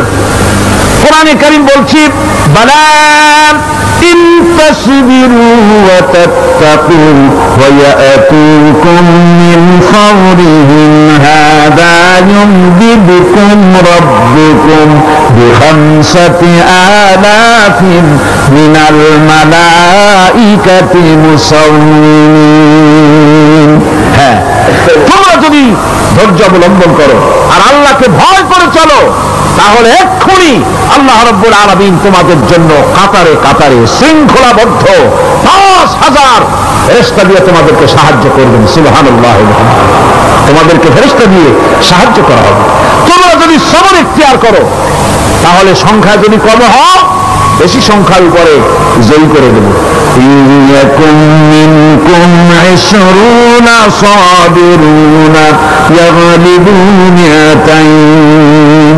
যদি তোমাদের ভিতরে ধৈর্যশীল ২০ জন হয়, আমি ২০০ কাফেরের বিরুদ্ধে তোমাদেরকে জয়ী করে দেবো। সুবহানাল্লাহ। তোমরা যদি হও ধৈর্যশীল ২০০ জন, ২০০ কাফেরের উপরে তোমরা জয়যুক্ত হয়ে যাবে। আর বিপদ আর মুসিবতে যারা ধৈর্য ধরে, তাদের জন্য আল্লাহর পক্ষ থেকে সুসংবাদ। সুসংবাদ কাদের জন্য? ধৈর্যধারীদের জন্য। কোরআনে কারীম বলছে, ওয়াবাশশিরিস সাবিরিনাল্লাযীনা ইযা আসাবাতহুম মুসিবাতুন ক্বালু ইন্না লিল্লাহি ওয়া ইন্না ইলাইহি রাজিউন। সুসংবাদ সেই সব ধৈর্যশালীদের জন্য যারা নাকি বিপদ এবং মুসিবত আসলে যারা বলে, কি বলে? পড়েন আমার সাথে, ইন্না লিল্লাহি ওয়া ইন্না ইলাইহি রাজিউন। এটা শুধু আমাদের লোকেরা কেউ বললে পড়ে, এরা শুধু মরার সময় নয়, বরং যে কোনো বিপদ আর মুসিবত এলে মুমিন বান্দা যারা, তারা কি করবে? ইন্না লিল্লাহি ওয়া ইন্না ইলাইহি রাজিউন। নিশ্চয়ই নিশ্চয়ই আমরা আল্লাহর জন্য এবং আমাদের সকলকেই আল্লাহর কাছে ফিরে যেতে হবে, প্রত্যাবর্তিত হতে হবে। সবরকারীদের জন্য রয়েছে জান্নাতের সুউচ্চ সম্মানের জায়গা। জান্নাতে সবচেয়ে সম্মানজনক জায়গা আল্লাহ রাব্বুল আলামিন ধৈর্যশালীদেরকে দান করবেন। কোরআনে কারীম বলছেন, উলাইকা ইউজজাউনাল গুরফাতা বিমা সাবারু ওয়া ইউলাক্কাউনা ফিহা তাহিয়াতাও ওয়া সালামা। এরা হলো সেই সব লোক যাদেরকে প্রদান করা হবে বেহেশতের সুউচ্চ মঞ্জিল, কারণ তারা সবর ইখতিয়ার করেছিল, তারা সবর করছিল। এই জন্য বেহেশতের সবচেয়ে ভালো জায়গা তাদের দেওয়া হবে। কোন আলহামদুলিল্লাহ, জোরে কোন আলহামদুলিল্লাহ। এবং জান্নাতে সবরকারীদেরকে সম্বর্ধনা দেওয়া হবে, সম্বর্ধনা দেওয়া হবে। খালিদিনা ফিহা হাসুনাত মুস্তাকাররাম ওয়া মুকামা, চিরদিন তারা জান্নাতের ভেতরে বসবাস করবে এবং কতই না সুন্দর, কতই না উত্তম জায়গা সবরকারীদের জন্য আল্লাহ বেহেশতের মধ্যে রেখে যাবেন। জান্নাতে প্রবেশ করার সাথে সাথে চতুর্দিক থেকে ফেরেশতারা ছুটে আসবে সবরকারীদের জন্য। ওয়াল মালাইকাতু ইয়াদখুলুনা আলাইহিম মিন কুল্লি বাব, চতুর্দিক থেকে ফেরেশতারা তাদেরকে ইস্তেকবাল করবে। কি বলবে? সালামুন আলাইকুম বিমা সাবারতুম ফানি'মা উকবাদ, তোমাদের প্রতি শান্তি বর্ষিত হোক, কারণ তোমরা পৃথিবীতে সবর অবলম্বন করেছিল। কতই না উত্তম জায়গা, কতই না সুন্দর জায়গা আল্লাহ রাব্বুল আলামিন সবরের বিনিময় তোমাদেরকে দান করেছেন। সুতরাং এই সবর হচ্ছে মুসলমানদের জন্য সবচেয়ে বড় নিয়ামত। আজ আমার তো মনে হয় পৃথিবীতে মুসলমানরাই সবচেয়ে বেসবর। ট্রেনে যাবে, বসা নিয়ে বেসবর, টিকিট নিয়ে বেসবর, বাসের মধ্যে বেসবর, বাজারে যাবে বেসবর, স্কুলে যাবে বেসবর, যেখানে যান সব জায়গায় আমরা বেশি অধৈর্য, ঠিক কিনা কর? সামান্য সামান্য জিনিস নিয়ে ঝগড়া করা, মারামারি করা, এই হচ্ছে আমাদের ট্র্যাডিশন। ধৈর্য অবলম্বন করতে হবে জীবনের সকল ক্ষেত্রে, এই ধৈর্য আমাদেরকে রক্ষা করতে হবে। এই ধরনের ধৈর্য যদি আমরা অবলম্বন করতে পারি তাহলে আল্লাহ পাক বলছেন উলাইকাল্লাযীনা সাদাকু ওয়া উলাইকা হুমুল মুত্তাকুন, এরাই হলো ঈমানের দাবিতে সত্যবাদী। কোন আলহামদুলিল্লাহ। কারা কারা? না না, শুধু সবরকারী না, এই যে 10টা পয়েন্ট বলা হলো, কয়টা পয়েন্ট বলা হয়েছে? 10টি পয়েন্ট। সেই 10টি পয়েন্ট যারা পালন করবে এরা হলো ঈমানের দাবিতে সত্যবাদী, আর এরাই হচ্ছে প্রকৃতপক্ষের মুত্তাকি। আমরা মুত্তাকি বুঝি দাঁতে ছাতা, দাড়ি দাড়ি আশ্রয় না, জাব্বা জুব্বা গায়ে দিয়ে কোনো জায়গায় পড়ে থাকে, এটা বড় মুত্তাকি, খুব পরহেজগার। সালার সত্তর যদি পড়ে তাহলে তো আরো বড় পরহেজগার। জি, আর যদি কাপড় চোপড় মোটেও না থাকে তাহলে তো খাজা বাবা হয়ে গেল। আর আল্লাহ বলছে মুত্তাকি কারে কয় শোনো, এরে কয় মুত্তাকি যাদের মধ্যে এই 10টা গুণ আছে। এই 10টি সত্য যদি সম্পাদন করতে পারি, যদি আমল করতে পারি, জীবন ধন্য হয়ে যাবে। সেই 10টি কথা আমি আবার আপনাদের স্মরণ পথে তুলে দিতে চাই, প্যাকেট করে পকেটে উঠাই দিতে চাই, যেন বাড়ি নিয়ে যেতে পারেন। 1 নম্বর হচ্ছে 10টি পয়েন্টের 1 নম্বর আল্লাহর প্রতি ঈমান। 1 নম্বরে আল্লাহর প্রতি ঈমান, 2 নম্বরে পরকালের প্রতি ঈমান, 3 নম্বরে ফেরেশতাদের উপর ঈমান, 4র্থ নম্বরে কিতাবের প্রতি ঈমান, 5ম নম্বরে নবীদের প্রতি ঈমান, 6ষ্ঠ নম্বরে সহায় সম্বলহীন নিকটবর্তী আত্মীয়, ইয়তীম, মিসকিন, প্রবাসী, মুসাফির, সাহায্য প্রার্থী, এদেরকে মুক্ত করার জন্য এদেরকে সাহায্য প্রদান করা, 7 নম্বরে নামাজ প্রতিষ্ঠা করা, 8 নম্বরে যাকাত আদায় করা, 9 নম্বরে ওয়াদা পালন করা, 10 নম্বরে সবর এখতিয়ার করা। কয়টা হলো? এই 10টি কাজ যদি আমরা পালন করতে পারি, বিপদে মুসিবতে ধৈর্য ধারণ করতে পারি, যত মুসিবত আসুক, আসলে এগুলি কিছু না। মুসিবত আল্লাহ টেস্ট করবেন, মুসিবত দিয়া আল্লাহ টেস্ট করেন। দেখা যায় যে এদের শক্তি খুব বেশি, চোখে আপনি দেখতে পারেন, কিন্তু আল্লাহ বলছেন ইন্না কায়দাশ শায়তানি কানা দাঈফা। বাতিলরা হলো শয়তান, বাতিলরা কি? আর ওদের চক্রান্ত আসলেই দুর্বল। এদের চক্রান্ত আসলে কি? দুর্বল। কাজেই এগুলিকে ভয় করা যাবে না। বিপদে মুসিবতে ধৈর্য ধারণ করে যদি অগ্রসর হওয়া যায়, তো আল্লাহ রাব্বুল আলামিন এই 10টি পয়েন্ট যদি আমল করা যায়, দুনিয়ায় শান্তি পাবো, আখিরাতেও শান্তি পাবো। যত মুসিবত আসুক, বিপদ আসুক, ধৈর্যের সাথে মোকাবেলা করতে হবে। ধৈর্যের অর্থ কি? আমি আগেই বলেছি, ধৈর্যের অর্থ হচ্ছে অবিচলতা, দৃঢ়তা, বরদাস্ত করা, সহিষ্ণুতা, ধীরতা, স্থিরতা। ধৈর্যের অর্থ এটা নয় একজন একটা থাপ্পড় মারলো আর আপনি বলবেন যে বাবা ব্যথা হয়েছে নাকি, তাহলে আরো একখান থাপ্পড় দিয়ে দাঁত আমার সবগুলো ভালাই না। এর নাম ধৈর্য নয়। ধৈর্য হচ্ছে পরিস্থিতির মোকাবেলা করতে হবে সাহসিকতার সাথে, এর নাম হচ্ছে ধৈর্য।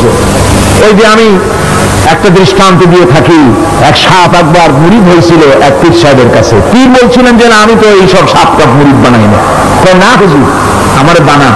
তারপরে মুরিদ বানায় কিছু অভিজ্ঞতারে শিখাই দিল আর বললো খবরদার কাউকে দংশন করবে না।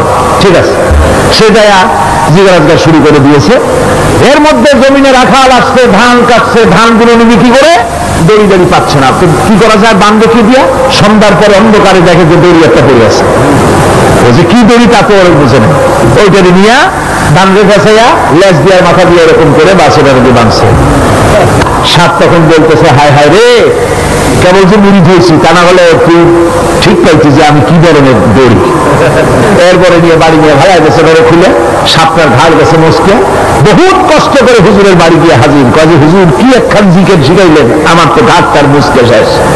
আশ্চর্য কথা, কত মানুষ মুড়ি খাইবে, কত কিছু মুড়ি ধরো, কারো তো জিকের করলে ঘাড় মস্কে যাবে কেন, এটা কেমন কথা? কয় হুজুর ঘটনাই। আরে বেটা ঘটনা এইটার, তুই কি করছিলি? কয় আপনি যে নিষেধ করছেন দংশন করতে, আমি তো দংশন করতে পারিনি। আরে বেটা, দংশন করতে নিষেধ করছিলাম, ফোঁস করতে তো নিষেধ করিনি। করে যখন দড়ি মনে করে হাত দিছিল, ফোঁস করে উঠতি, ওই রাখাল লাফ দিয়া বন আর পার হইয়া দিল্লি চলে যেত। কাজী ধৈর্যের মানে শীত হয়ে পড়া না। ধৈর্য মানে অবিচলতা, দৃঢ়তা নিয়ে শক্তি সঞ্চয় করে আল্লাহর উপরে ভরসা করে বাতিলের বিরুদ্ধে ঝাঁপিয়ে পড়তে হবে, বাতিল উৎখাত হতে বাধ্য হবে।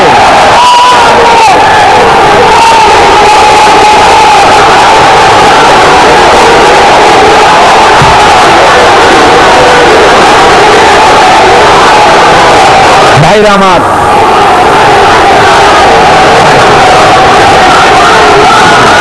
সুতরাং আলহামদুলিল্লাহ আমরা কোরআনে কারীমের এই আয়াতে কারিমাত আমরা যদ্দূর পারলাম আলোচনা করেছি। আল্লাহ পাক যেন এতে বরকত দেন, জোরে কোন আমিন, আরো জোরে কোন আমিন। আল্লাহ পাক বলেন ওয়াইদা মারিতু ফাহুয়া ইয়াশফিন। ইব্রাহিম আলাইহিস সালামকে দিয়ে আল্লাহ কথাও বলালেন, আমি যখন অসুস্থ হই আমার এই রোগ মুক্ত কে করে দেয়? বলেন না, কে করে দেয়? আল্লাহ রাব্বুল আলামিন রোগ মুক্ত করে দেন। হযরত আইয়ুব আলাইহিস সালামের ঘটনা কোরআনে কারীমের মধ্যে আল্লাহ রাব্বুল আলামিন উঠায় দিয়েছেন, বলে দিয়েছেন যাতে করে মুমিনেরা মনের মধ্যে আল্লাহর প্রতি আশা ভরসা আনতে পারে। রোগ হয়েছে হযরত আইয়ুব আলাইহিস সালামের, এত অসুখে রোগে শোকে আত্মীয় স্বজন স্ত্রী পুত্র পরিজন সব তারে ছেড়ে গেল, গায়ে পোকা হয়ে গিয়েছে। 1 বছর 2 বছর নয়, বছরের পর বছর ধরে রোগাক্রান্ত অবস্থায় আইয়ুব আলাইহিস সালাম আছেন। এবার সমস্ত শরীর ছেড়ে জিহ্বার মধ্যে পোকা হওয়া শুরু হয়ে গেছে। হযরত আইয়ুব আলাইহিস সালাম জিহ্বায় যখন পোকা শুরু হয়ে গেল, আল্লাহর দরবারে তখন তিনি ফরিয়াদ করে বলেছিলেন, রব্বুল আলামিন সারা শরীরে পোকা ধরলো, শরীর জরা জরা হয়ে গেল, রোগে শোকে শেষ হয়ে গেলাম, কোনো শিকায়ত করি নাই, এবার তো কথা না বলে পারি না মাবুদ, তুমি দয়া করে আমার জিহ্বায় পোকা দিও না। আমার জিহ্বাটা পোকা ধরেছে, দয়া করে পোকা জিহ্বায় দিও না, কারণ আমার জিহ্বায় যদি পোকা হয়ে যায় তাহলে তোমার মতো আল্লাহর জিকির আমি কি দিয়া করব? আমার জিহ্বাটা ভালো রাখো আল্লাহ। হযরত আইয়ুব আলাইহিস সালাম পড়েছিলেন, আন্নী মাসানি আদ-দুররু ওয়া আনতা আরহামুর রাহিমিন। হে আল্লাহ, আমি রোগাক্রান্ত হয়ে পড়েছি আর তুমি তো রহমান রহিম। দোয়া মঞ্জুর হলো, আল্লাহ পাক আইয়ুব আলাইহিস সালামকে রোগ মুক্ত করে দিলেন। রোগ হলে পরে কে সেরে দেয়? কে সেরে দেয়? আল্লাহর প্রতি এই আশা, এই ভরসা, এই চিন্তা থাকতে হবে। আল্লাহ পাক বলেন, যখন আইয়ুব আমার কাছে দোয়া করলো আমিও জবাব দিয়া দিলাম, কোন সুবহানাল্লাহ। আল্লাহ পাক বলেন, ফাকাশাফনা মা বিহি মিন দুররিন ওয়া আতাইনাহু আহলাহু ওয়া মিসলাহুম মাআহুম রাহমাতাম মিন ইনদিনা। আমি তার কষ্ট দূর করে দিলাম, তার হারানো স্বাস্থ্য ফিরাই দিলাম, এবং তার সাথী সঙ্গীদেরকে আমার পক্ষ থেকে আমার রহমত দিয়ে তার কাছে সব আবার আমি ফিরাইয়া দিলাম। সুতরাং মুমিন ব্যক্তি কখনো হতাশ হবে না।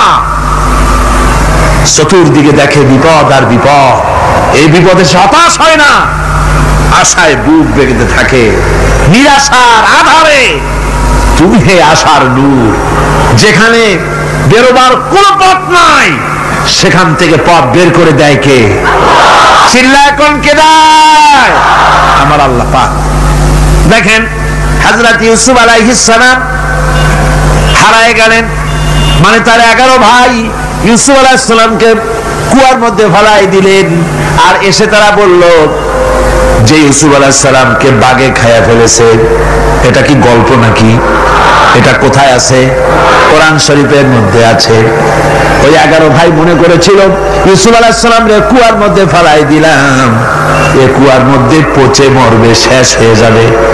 কিন্তু ওই 11 ভাই জানে না এটা কোনো কুয়া নয়, এটা হলো একটা সুড়ঙ্গ পথ, এটা হলো একটা টানেল। এক মুখে ইউসুফকে ফেলাই দিল 11 ভাই, কুয়ার আরেক মুখ থেকে আল্লাহ হযরত ইউসুফকে বের করে মিশরের সিংহাসনে বসায়া দিলেন। ওরা বোঝে না, তাই চিরকাল পাপীরা আল্লাহর বান্দাদেরকে, আল্লাহর দ্বীনের গোলামদেরকে অত্যাচার করে, মনে করে শেষ করে ভালাবো, কিন্তু শেষ আল্লাহর গোলামেরা হয় না, ওরাই শেষ হয়। নির্মূল যারা করতে চায় ওরাই নির্মূল হয়ে যায়। টিকে থাকে কে? আল্লাহর গোলামেরা। টিকে থাকে কে? আল্লাহর গোলামেরা টিকে থাকে। নির্মূলের নির্মূলই হয়ে যায় সব সময়। ঠিক কিনা কর? জোরে বলেন ঠিক কিনা? ভাইরা আমার, হযরত ইয়াকুব আলাইহিস সালাম ছেলের চিন্তায় চিন্তায় চোখ দুটো অন্ধ হয়ে গেছে, কাঁদতে কাঁদতে চোখ অন্ধ হয়ে গেছে। কিন্তু হতাশ হন নাই, কারণ হতাশ হবে কেবলমাত্র কাফেরেরা। হতাশ হয় কারা? আল্লাহ বলেছেন হতাশ হয় কাফের, ঈমানদার কখনো হতাশ হয় না।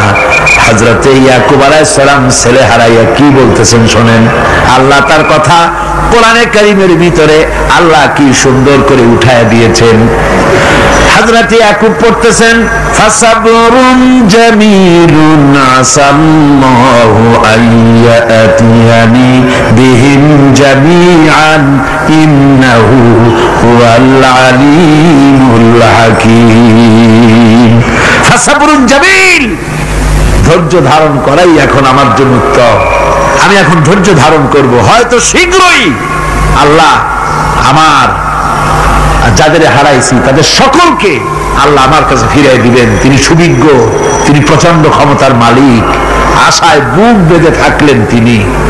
আর ইউসুফ আলাইহিস সালাম আজকে প্রেসিডেন্ট, তিনি মিশরের কি তিনি 11 ভাই গেছে সেইখানে খাবার আনার জন্য। হযরত ইউসুফ আলাইহিস সালামের চিনতে কোনো কষ্ট হয় নাই, ওরা তো চেনে নাই, কিন্তু ইউসুফ আলাইহিস সালাম চিনে বলেছেন। হযরত ইউসুফ কোনো প্রতিশোধ নিলেন না। হযরত ইউসুফ পরিচয় দিলেন আর বললেন ভয় পাইও না, খাদ্য তোমাদেরকে দিয়া দিব। তোমাদের ব্যাপারে আমার বক্তব্য হচ্ছে লা তাসরিবা আলাইকুমুল ইয়াউম, তোমাদের বিরুদ্ধে আমার কোনো ক্ষোভ নাই, বিদ্বেষ নাই, মাফ করে দিলাম। এই জামাটা নিয়ে যাও, আমার আব্বার জন্য জামাটা নিয়ে যাও। জামা নিয়ে যাচ্ছে মিশর থেকে। কোথায়? কেনান। কোথায়? মিশর। মিশর থেকে ইউসুফ আলাইহিস সালামের জামা নিয়ে ছেলেরা কেনানের দিকে যাচ্ছে। আর এদিকে হযরত ইয়াকুব বলতেছেন আমি যেন আমার নাকের ভিতরে ইউসুফের গন্ধ পেতেছি। সুবহানাল্লাহ। জামা চলে এলো, চোখের উপরে তিনি রাখলেন, আল্লাহ চোখ ভালো করে দিলেন। সুবহানাল্লাহ। ভাইরা আমার, এই জন্য যারা আল্লাহর উপরে ভরসা করে, আল্লাহর ঈমান যাদের মধ্যে এসে যায়, ঈমান বিল্লাহর বড় উপকার হলো সে হতাশ হয় না। যত বড় বিপদ হোক হতাশ হয় না। দেখেন ইউসুফ আলাইহিস সালামকে কেমন করে জুলাইখা ঘেরাও করে ফেলে দিয়েছে, দরজা বন্ধ, তালা বন্ধ, জানালা বন্ধ, সিটকানি মারা, খিল মারা, তালা দেওয়া, বেরোবার কোনো পথ নাই, চতুর্দিকে নগ্ন চিত্র। এবার জুলাইখার কুপ্রেত প্রবৃত্তিকে চরিতার্থ করতে হবে, খারাপ কাজ করতে হবে, বেরোবার পথ নাই। হযরত ইউসুফ আলাইহিস সালাম তিনি জানেন দরজা সব বন্ধ, পালাবার পথ নাই, কিন্তু আল্লাহ রাব্বুল আলামিনকে তিনি ভয় করলেন। যুবক মানুষ, আল্লাহ রাব্বুল আলামিনকে ভয় করলেন। রব্বুল আলামিনকে ভয় করে তিনি তালাবদ্ধ দরজার দিকে দৌড় মারলেন। রব্বুল আলামিন আপন কুদরতে সবগুলি দরজা খুলে দিলেন। ওয়া মান ইয়াত্তাকিল্লাহা ইয়াজআল লাহু মাখরাজা। যে ব্যক্তি আমারে ভয় করে, আমার পথে চলতে চায়, আমি রাস্তা খুলে দেই। সুবহানাল্লাহ। সুতরাং ইমানে বুক বাঁধো জওয়ানেরা, তরুণেরা, হতাশ হওয়ার কোনো কারণ নাই, আশায় বুক বেঁধে থাকো। আপনারা বলেন এই পৃথিবীতে ইউনূস আলাইহিস সালাম যে বিপদে পড়ছিলেন, এর চাইতে বড় বিপদ পৃথিবীতে কিছু হতে পারে? আপনাদের চিন্তা বুঝি পারে? এই দিকের লোকেরা কথাই কয় না মুঠে। কি বলেন, পারে? এত বড় বিপদ চিন্তাও করা যায়। কোরআনে কারীমের মধ্যে আল্লাহ রাব্বুল আলামিন বলেন, ওয়াযান্নুন ইয যাহাবা মুগাযিবান ফাযান্না আন লান নাকদিরা আলাইহি। ইউনূস আলাইহিস সালামকে যখন মাছে ঘিরে ফেলে দিল, মাছ এবার পানির অতল তলদেশে চলে গেছে। মাছের পেটের ভিতরে দরজা নাই, জানালা নাই, ছিদ্র নাই, পালাবার কোনো পথ নাই। আছে? আছে? ফানাদা ফিল যুলুমাতি আন লা ইলাহা ইল্লা আনতা সুবহানাকা ইন্নী কুনতু মিনাজ জালিমিন। জানেন নাই দোয়া? পড়েন সবাই, লা ইলাহা ইল্লা আনতা সুবহানাকা ইন্নী কুনতু মিনাজ জালিমিন। হে আল্লাহ, তোমার পবিত্রতা ঘোষণা করতেছি, তুমি ছাড়া কেউ নাই, আমার তো আর বাঁচার উপায় নাই। আমি আমার উপরে জুলুম করেছি, আর তোমার পবিত্রতা ঘোষণা করতেছি। জিকির করতেছেন তিনি মাছের পেটের মধ্যে বসে। আল্লাহ রাব্বুল আলামিন বলেন, ইউনূস আলাইহিস সালাম মাছের পেটের ভিতরে বসে যে চিৎকারটা মারলেন, দুনিয়ায় কোন তার বন্ধু বান্ধবেরা শুনে নাই, কোন রাজা বাদশারা শুনে নাই। মাছের পেটের মধ্যে ফানাদা ফিল যুলুমাত, যুলুমাত হলো জমায় কাসির। এখানে তিনটা অন্ধকার ছিল। কয়টা অন্ধকার? একটা হলো মাছের পেটের অন্ধকার, একটা হলো রাতের অন্ধকার, আরেকটা হলো পানির অন্ধকার। ত্রিবিধ অন্ধকারের ভিতর থেকে ইউনূস আলাইহিস সালাম হতাশ হয়ে যান নাই, তিনি চিৎকার মেরে আল্লাহরে ডাক দিলেন। আল্লাহ কয়, আমি ডাক শুনছি, কেউ তোমার ডাক শুনে নাই, আমি তোমার আরশের মালিক, আমি আল্লাহ শুনতে পেয়েছি। শুধু শুনি নাই, জবাব দিয়া দিলাম। فاستجبنا له ونجيناه من الغم وكذلك ننجي المؤمنين। পড়েন না সবাই, فاستجبنا له ونجيناه من الغم وكذلك ننجي المؤمنين। আমি ডাকে, আমি আল্লাহ পাক বলেন, আমি ইউনূসের ডাক শুনলাম, ডাকের জবাব দিয়া দিলাম, আর মাছের পেটের ভিতরে বেদনার সৃষ্টি করে দিলাম। মাছ এবার ভেসে উঠলো। মাছের আর এখন কোন উপায় নাই বমি করা ছাড়া। মাছ কিনারায় চলে এলো, ইউনূসকে বমি করে ফেলে দিল। আল্লাহ কয়, শোনো দুনিয়ার মানুষেরা, শুধু ইউনূস আলাইহিস সালামকে নয়, ওয়াকাযালিকা, এইভাবে করে আমার মুমিন বান্দারা যদি বিপদে পড়ে আর আমারে ডাকে, আমি রব্বুল আলামিন এইরকম বিপদ দিয়া বাঁচাইয়া দেব। বিপদ থেকে বাঁচাবেন কে?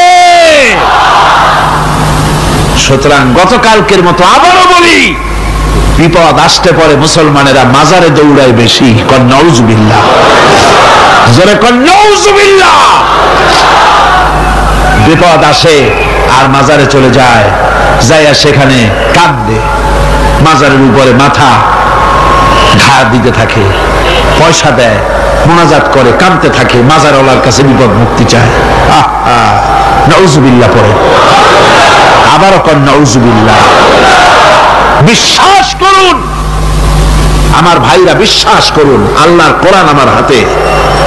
মাজারওয়ালার কাছে কামলে পড়ে ওই মাজারে যিনি শুয়ে আছেন, আল্লাহর কসম তার কোনো ক্ষমতা নাই আপনাকে বিপদ থেকে বাঁচাতে পারে। আছে ক্ষমতা? জোরে বলেন আছে? বিপদ থেকে বাঁচাবে কে? কে বাঁচাবে? আল্লাহ। আপনারা টাকা দেন আর ওই টাকাগুলি ওইখানে মাজারে বৈশা জনমের খাওয়া খায় মাজারের পাহারাদার এক শ্রেণীর পান্ডারা। টাকাগুলা মাথায় দেখবেন মাজার কেন্দ্র করে লাল লাল চাদর গায়, তারপরে চট, মাথায় জট, দাড়িতে জট, দাড়িতে জট আর মোষ। হায়রে মোষ! 6টা টর্চ লাইট দিয়েও যদি আপনি খোঁজেন মুখ তালাশ করে পাবেন না, এত মোষ। সমানে গাঁজা খায় আপনার পয়সা দিয়ে, ধর্মের নামের ব্যবসা করে। যাই দেখেন মাজারগুলো, প্রত্যেকটা মাজারে 5টা 10টা লোক বসা আছে। ঘাট ধরে বের করে দাও। আর বাবা মাজারে বসে আছো কেন? মসজিদে যাও। কোথায় যাবে? কোথায় যাবে? মসজিদে। আল্লাহর থামো, আল্লাহর ওলিদের মাজার ঘেরাও করে রেখে দাও, যত্ন করে রেখে দাও। গরু, ছাগল, ভেড়া, হাবিজাবি কিছু যেন যেতে না পারে, যত্ন করে রাখো, সম্মান দিয়ে রাখো।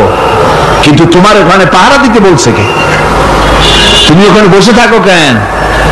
গুড় যেখানে পিঁপড়া সেখানে। পয়সা দেওয়া বন্ধ করে একটারও পাবেন না ওখানে। ঠিক কিনা কর?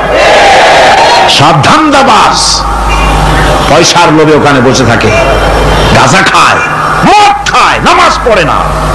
আর আপনার টাকা দিয়া খোঁজ নিয়ে দেখেন মাজারের মুতল্লি যত আছে সব বাসের মালিক, ট্রাকের মালিক, কোটি কোটি টাকার ব্যবসা করে। সুতরাং এগুলি ছাড়েন, এ ধান্দাবাজি বন্ধ করুন। মাজারের সাথে কোনো সম্পর্ক নাই।